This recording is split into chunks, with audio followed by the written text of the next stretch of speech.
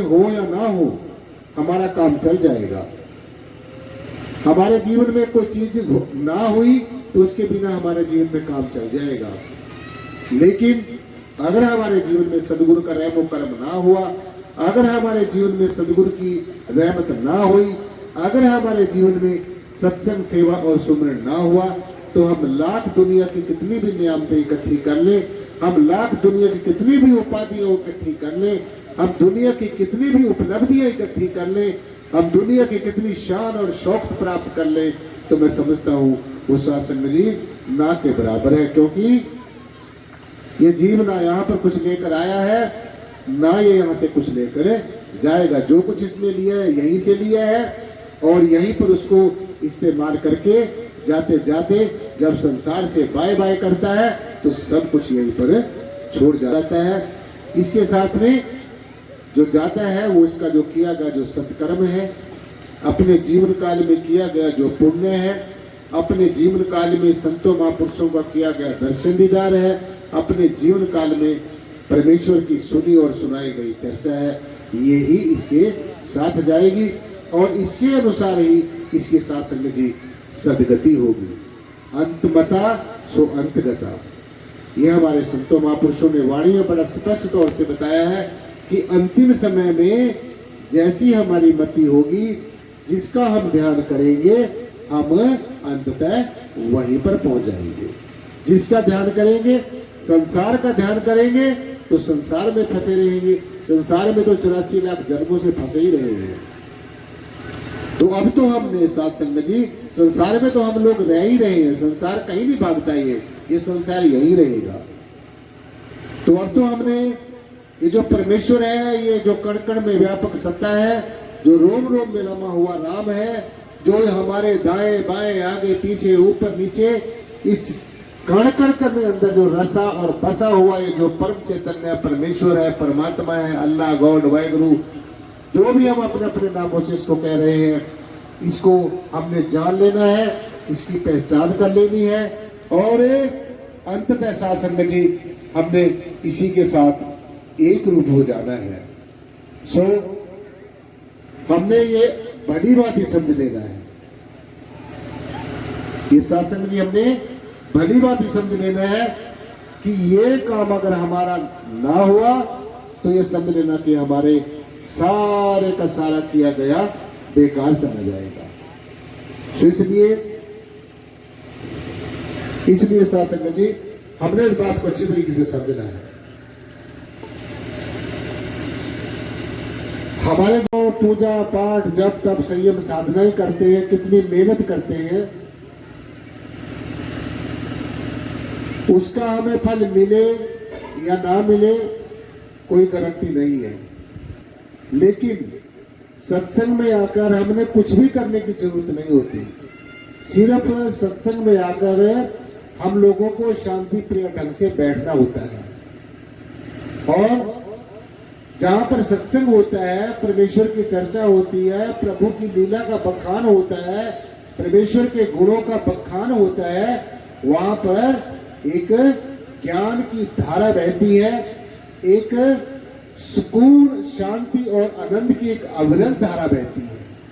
और आप देखते हैं कि चाहे हम कितने भी दुखी हो, चाहे हमारा चंचल और चलायमान मन कितना भी भागता हो बाहरों की दुनिया में, जब वो संत महापुरुषों की शरण में आ जाता है तो वो शांत होकर बैठ जाता है, शांति प्रिय ढंग से बैठ जाता है। क्यों? क्योंकि उसको सुकून मिलता है, आत्मा का रस मिलता है, परमेश्वर का प्यार मिलता है, दुलार मिलता है, और परमेश्वर के संतों महापुरुषों का प्यार मिलता है। इसलिए सत्संग की बहुत बड़ी महिमा है, बहुत ही बड़ी महिमा है।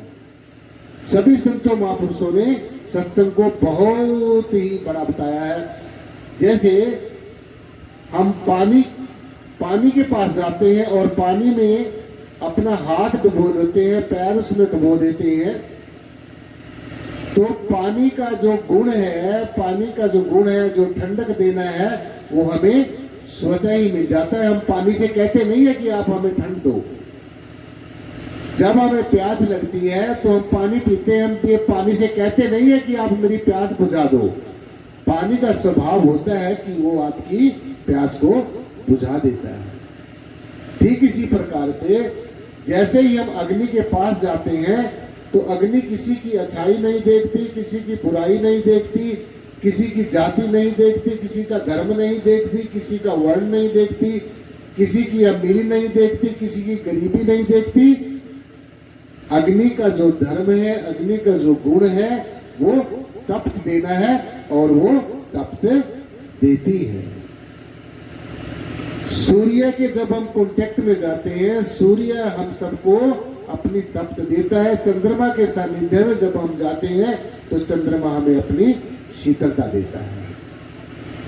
हवा के सानिध्य में जब हम जाते हैं तो हवा हमें अपना प्रभाव देती है। तो कहने का मतलब कि जैसे हमारे पांच के पांच जो तत्व हैं वो अपना अपने स्वभाव के अनुसार, अपने अपने धर्म के अनुसार, अपने अपने गुणों के अनुसार हमें अपना प्रभाव छोड़ते हैं हमारे ऊपर। ठीक इसी प्रकार से जो सत्संग है, सत्संग में जैसे ही हम आते हैं जहां पर परमेश्वर की चर्चा होती है तो हमारा चंचल और चलायमान जो मन है वो निश्चय शांत होता है। हमारी जो तर्क करने वाली जो बुद्धि है, जो बेकार की बहसबाजी करने वाली बुद्धि है, वो सुबुद्धि बन जाती है। जो अगर आप अपने वेदों शास्त्रों को पढ़कर देखो, ग्रंथों को पढ़कर देखो, उनमें अनेकों ऐसे उदाहरण मिलेंगे कि उंगली माल जैसे जो कुख्यात जो लोग थे जिन्होंने अपने सासंग जी, क्योंकि हम अपने आप में ये समझ लेते हैं कि ये चीज जो है हमें पता नहीं है, और परमेश्वर तो परिपूर्ण था, परिपूर्ण है और परिपूर्ण रहेगा। इसलिए जो परिपूर्ण से जुड़ जाता है वो भी परिपूर्ण हो जाता है, और जो अपूर्ण से जुड़ जाता है वो अपूर्ण रह जाता है। अगर आप संसार से जुड़े रहे तो संसार की तरफ आपका मुख हो जाएगा और निराकार की तरफ पीठ हो जाएगी, और अगर आप निराकार से जुड़ गए तो फिर निराकार की तरफ आपका मुख हो जाएगा और संसार की तरफ आपकी पीठ हो जाएगी। तो इसलिए ज्यादा से ज्यादा हमने इसी बात को तवज्जो देनी है और इसी बात की तरफ हमने ध्यान रखना है कि हमारा जो ज्यादा से ज्यादा जो समय है वो परमेश्वर की याद में बीते, सत्संग में बीते, सुमरण में बीते। और ये जो अज्ञानता है ये तभी साधसंग जी दूर होगी। जैसे जब हम दीपक जला देते हैं, जब हम एक दीपक जला देते हैं तो हजारों वर्ष का जो अंधकार है वो समाप्त हो जाता है। एक दीपक जगाने से सैकड़ों वर्ष का जो अंधकार है वो सेकंडों में समाप्त हो जाता है। ठीक इसी प्रकार से जब ये ज्ञान की जो चिंगारी हमारे अंदर जल जाती है, जब सदगुरु ज्ञान की शलाका से ये ब्रह्म ज्ञान हमारी आंखों में डाल देता है, जैसे अभी आपको अपना कानपुर से आए हमारे जो डॉक्टर साहब हेमलाल जी अभी को आपको बता रहे थे कि ज्ञान गुरु अंजन दिया, अज्ञान अंधेर विनाश। जैसे दीपक जल जाता है तो अंधेरा समाप्त हो जाता है, और ज्ञान हो जाता है तो अज्ञानता समाप्त हो जाती है।